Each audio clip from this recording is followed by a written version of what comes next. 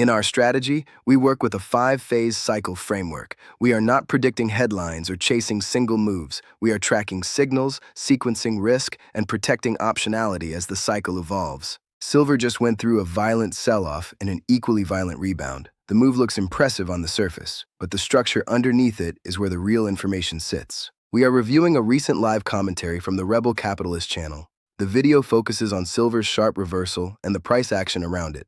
Our role is to translate that behavior into our strategy lens. Silver moved from extreme upside momentum into forced selling, then it snapped higher just as quickly. That kind of two-way volatility is rarely random. In our strategy, volatility itself is a signal. Large gaps and wide daily ranges tend to show up late cycle. They often reflect leverage and positioning stress, not new fundamentals. Where price opens, trades, and closes matters.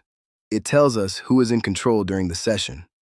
That is about psychology and pressure, not prediction. A fast rebound after forced selling can be driven by short covering. That can lift prices quickly, but it does not automatically confirm durable demand. This behavior fits best with late phase 1 pressure. Markets are still functioning, but instability is rising underneath. It does not yet confirm a transition into a forced liquidity phase. The trade discussed in the video was tactical and short-term. That is very different from a regime-level signal. Our strategy always separates trades from cycles. The most important takeaway was not the entry. It was defining the exit in advance. That removes emotion when volatility spikes. Late-cycle environments reward flexibility. They punish rigid single-strategy thinking. Optionality becomes more valuable as volatility increases. A sharp bounce does not mean silver has entered a new bull regime. It does not remove downside risk, and it does not invalidate broader macro uncertainty. We watch whether rebounds hold or fade. We watch volume behavior into the close, and we watch silver relative to gold for confirmation.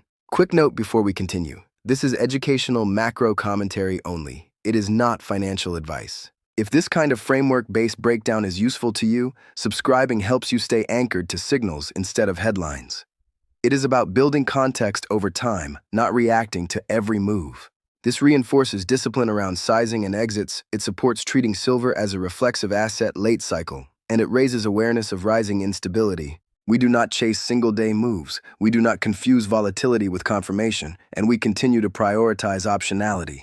Volatility is a feature of late cycles, not a flaw. The goal is not to be first. It is to stay aligned as the sequence unfolds. We do not need to be early, we just cannot afford to be late.